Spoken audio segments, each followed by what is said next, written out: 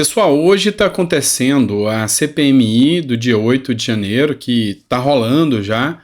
Não deu tempo de fazer um vídeo contando como está sendo a oitiva do Anderson Torres.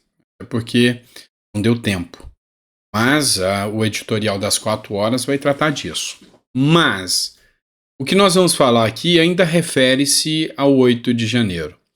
Uma manifestação da PGR pediu a condenação a 30 anos de prisão de pessoas que estavam se manifestando. Enfim, vamos falar sobre isso? Será que tem alguma relação? Será que dá para fazer algumas comparações?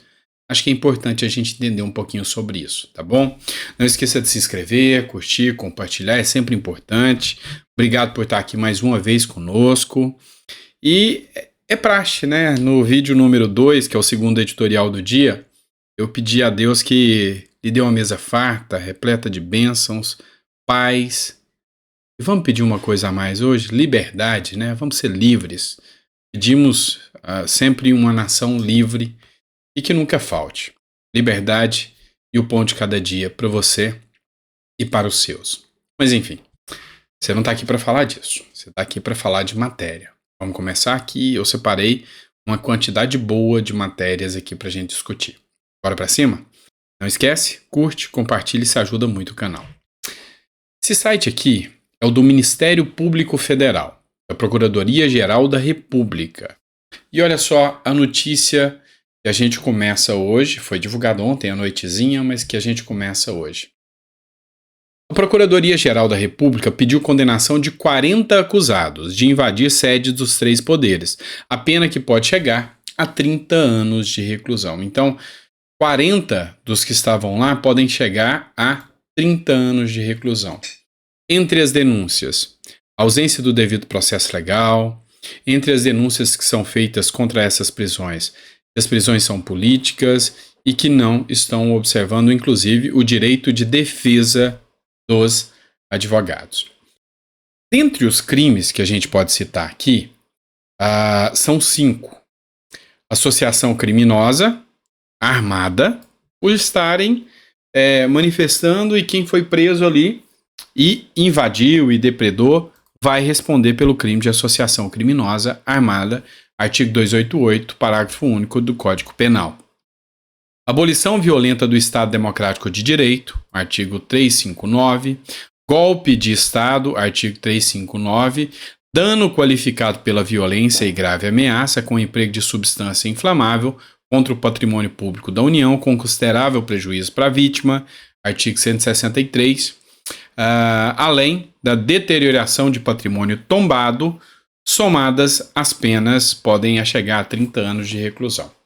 Meu ponto de vista, algumas dessas penas aqui, para aquelas pessoas que invadiram, foram filmadas, foram pegas depredando, algumas penas dessas aqui podem se encaixar.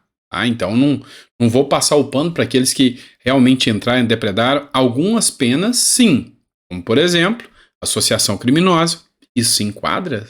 Juntou para fazer crime 2 ou mais pessoas, 3 ou mais pessoas, é associação criminosa. Então entra dentro do núcleo aí. Dano ao patrimônio tombado, isso configura crime. Depredação ao patrimônio da União, também é um crime específico. Agora, abolição violenta do Estado Democrático de Direito, essa não concordo. Golpe de Estado. Cara, pessoas com estilingue serem considerados responsáveis por golpe de Estado não faz sentido.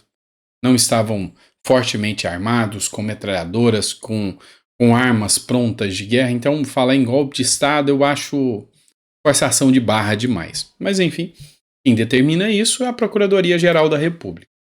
Mas a gente tem que fazer uma coincidência aqui, falar de uma matéria que é uma coincidência um tanto quanto gritante, né? De Cuba. Dá uma olhada nessa matéria, foi publicada em janeiro do ano passado. Cuba condena manifestantes a até 30 anos de prisão. ONG afirma que julgamentos foram feitos a portas fechadas e que advogados de defesa independentes não estavam presentes. Pois é, tem uma certa semelhança? Muita gente diz que sim. E você? Você acha que tem alguma semelhança ou uma coisa não tem nada a ver com a outra? Porque, assim, uma das principais condições para o Estado democrático de direito é a individualização da pena. O que isso quer dizer? Eu não posso ir ali prender um bloco de pessoas e falar, ó, prende todo mundo. Isso é ilegal no nosso país. Quando acontecem as prisões, cada pessoa tem que ser averiguada caso a caso, individualmente. Se fosse tão fácil assim, a hora que pegasse um deputado com dinheiro lá dentro do Congresso, era só chegar e levar uma carrada de deputado, né? Resolveu o problema do Brasil fácil, fácil. Já parou para pensar nisso? Mas não é assim que funciona. Cada um tem que ter o direito à defesa, tem que ser notificado, citado, apresentar defesa. Esse é o direito, você goste ou não. Só que não funciona igual para todos. Então, uma crítica, inclusive foi o próprio Carlos Jordi que fez essa publicação, fazendo a comparação entre os dois. E aí, tem semelhança ou não as prisões brasileiras com as prisões cubanas? Não para por aí não, vamos falar de mais coincidência. Não sei se vocês conhecem, esse aqui é o Deltan Dallagnol. E o Deltan Dallagnol, ele faz uma comparação aqui bem interessante. Nós temos um ex-presidente da República que ficou inelegível. Por quê? Atacar instituições. Questionou o TSE, o intocável TSE, e por isso ficou inelegível. E aí, o Deltan coloca um vídeo do Lula aqui, que eu não vou colocar para poupar os seus ouvidos, atacando o Ministério Público, falando que são um monte de fascistas, falando que não tem respeito nenhum pelo Ministério Público. E aí o Deltan Dallagnol levanta um ponto aqui interessante. Ao atacar o Ministério Público Federal, Lula ataca as instituições democráticas. Por muito menos, tem gente sendo investigada pelo STF e presa. Certamente, o ministro Alexandre de Moraes já determinou a instauração de inquérito. Será? Bem provável que não. No Brasil, não importa o que é dito, mas quem diz.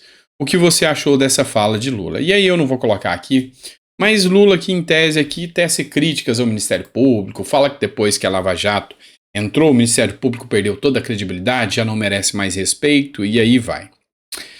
E aí? Eu falei que por falar pautas como essa aqui, ou algo parecido, Bolsonaro ficou inelegível. Dá uma olhada aqui. Jornal Metrópolis. Jair Bolsonaro recorde decisão que o deixou inelegível no TSE. O ex-presidente da República entrou com embargo de declaração contra essa decisão do ministro em ação do PDT que o levou à inelegibilidade. Eu não preciso contar os fatos, mas enfim. Bolsonaro teve uma reunião com embaixadores. Por causa dessa reunião, disseram que Bolsonaro estava tramando contra as urnas eletrônicas e falou mal das urnas eletrônicas. Aí o ministro o ministro Benedito Gonçalves aceitou uma minuta que não tinha assinatura, que não tinha força nenhuma e deixou Bolsonaro inelegível. E aí, Bolsonaro entrou com recurso. E qual foi o argumento da defesa? Super plausível. Olha, o evento do Bolsonaro com os embaixadores foi um evento de chefe de Estado. E dentro do que prevê a Constituição, não cabe ao judiciário interferir em ações de Estado. Não é prerrogativa do judiciário. Tá certo? Sim, a grande ala de juristas que defendem essa tese. Mas o que vai acontecer com o recurso do Bolsonaro? Não tenha dúvidas que o recurso será indeferido. Eu não tenho dúvidas. Afinal, o Deltan Dallagnol falou tudo. Não é o que, é quem. É quem. Lula foi, colocado de volta no pleito. Não dá nem para falar inocentado, não dá nem para falar descondenado. Ele foi colocado de volta no pleito. No pleito. Será que Bolsonaro vai ter a chance de ser colocado de volta no pleito? Lembrando que até agora não há que se falar em crime de corrupção de Bolsonaro. Pois é. E aí, vou trazer uma publicação para vocês do Marcel Van Hatten. Aconteceu um evento muito interessante sobre uma reunião do Parlamento do Mercosul. E esse aqui é o Marcel Van Hatten. Eu vou colocar até um trechinho do áudio, só para você ver que ele está falando em El espanhol. abogado personal de Lula fue apuntado como miembro de la Suprema Corte y E aqui ele está falando que o advogado pessoal do Lula foi apontado como membro da Suprema Corte. Ele está falando que Lula relativizou a democracia. Ele está falando dos presos políticos. Ele está falando de políticos caçados. Ou seja, denunciou uma ditadura que, segundo o Marcel Van Hatten, vem sendo instaurada no Brasil. Olha só o que ele escreveu aqui. Denunciei a ditadura do judiciário no Brasil em sessão parlamentar no Mercosul.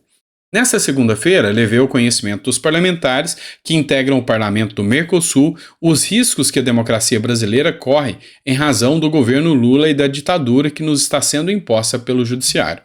Palavras do Marcel Van Hatten, eu só estou reverberando, viu? Não sou o monarca, tá bom? Se é que vocês me entendem.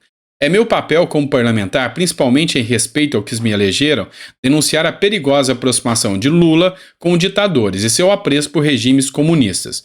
Tenho certeza que nenhum cidadão que preze por sua liberdade concorda com o que estamos presenciando. O mesmo ocorre em relação ao STF, que dia após dia está comprovando que suas decisões passaram a ser políticas, desrespeitando profundamente a Constituição.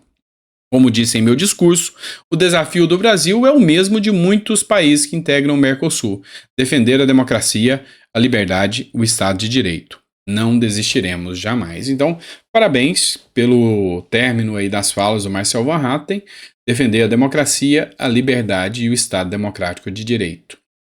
Essa é a meta, esse é o sentido e é isso que eu acho que deveria ser levantado pelo Estado, deveria ser discutido e defendido pelo Estado.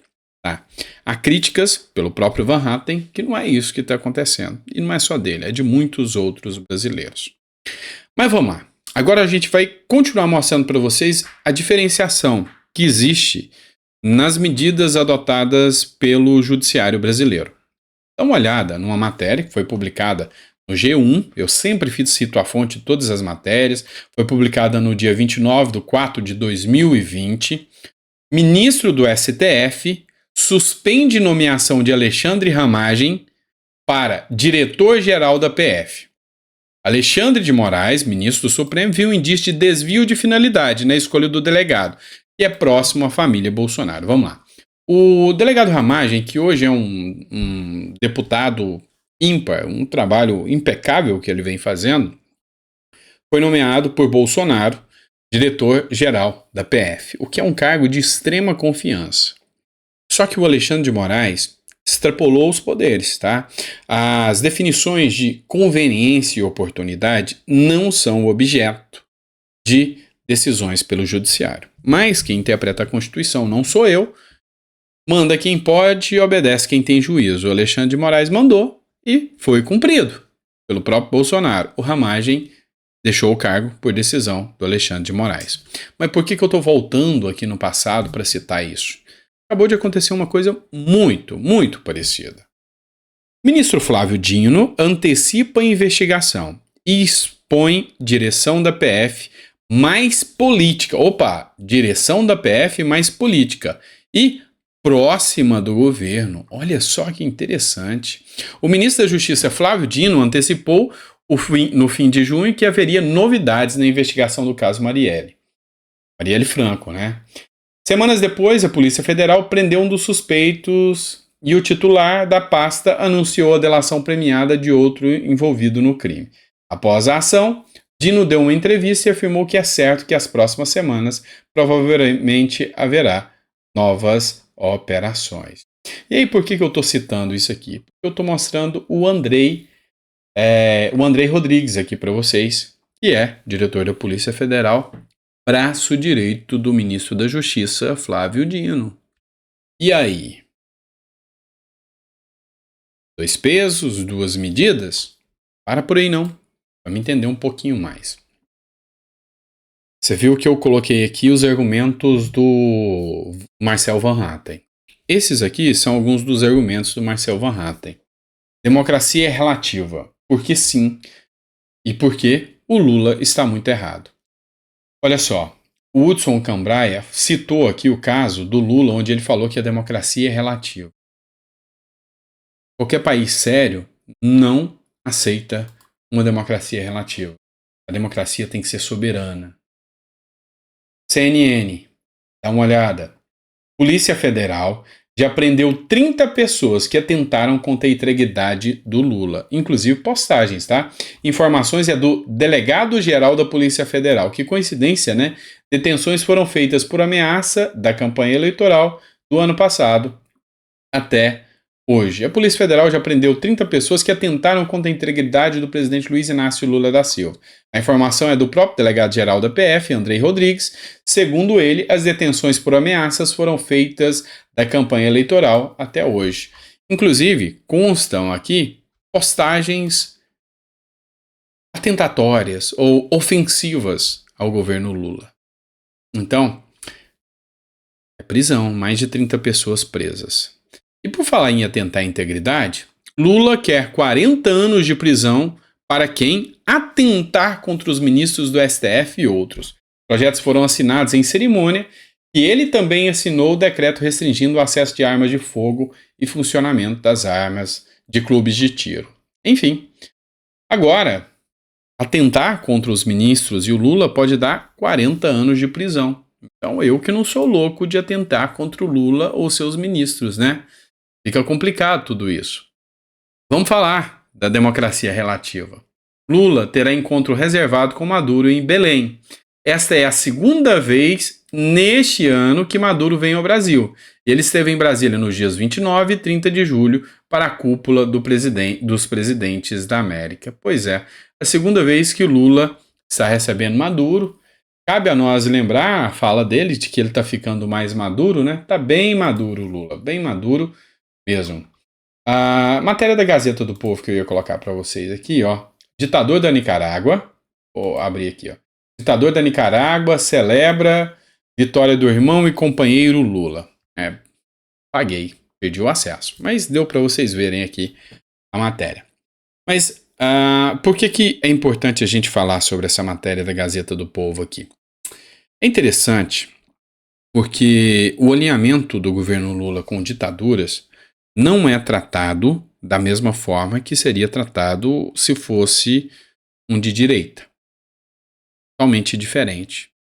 Imagina se fosse o Bolsonaro fazendo honras e negociatas com ditadores aqui no Brasil. Como é que a imprensa ia encarar isso? E eu fiz um editorial ontem, que você deve ter assistido. Nesse último editorial, eu falei da imagem que Lula passa no exterior, de que aquele discursinho de que o Brasil voltou, voltou para passar vergonha, e está passando muita vergonha lá fora, não tenha dúvidas disso. Mas aí, eu falei do Zelensky, que disse que Lula está descolado da realidade, não conhece a realidade do mundo, e foi uma chamada de atenção muito feia para Lula e para os brasileiros que se sentem envergonhados com a postura do atual presidente. E aí a gente coloca aqui uma matéria até um pouco antiga, mas é uma matéria de Portugal. Expresso 50, Expresso PT de Portugal, não do Partido dos Trabalhadores, 50. Nicolás Maduro saúda libertação do irmão Lula. Lula diz que Gaddafi é seu irmão. Imagina o Bolsonaro sair por aí falando que ditadores são seus irmãos, né? Vamos falar que a esquerda fala muito. Mas Bolsonaro elogiou o Ustra, então ele é um monstro. Mas espera aí, o Lula pode? Vamos lá. Se o Ustra é esse monstro mesmo, a gente tem que repudiar o Bolsonaro mesmo. Ok. Aí o Lula pode? Onde está a moral e a dignidade dessa turma que vê tudo com 2 pesos e 2 medidas? Esse é o ponto que nós precisamos abrir a boca e mostrar para a sociedade que o Brasil não anda sendo coerente com a democracia que ele disse que tinha. Não é? Afinal, nossa democracia é relativa ou não? Se for, tem outro nome: ditadura. Grande abraço, fica com Deus e até o próximo editorial.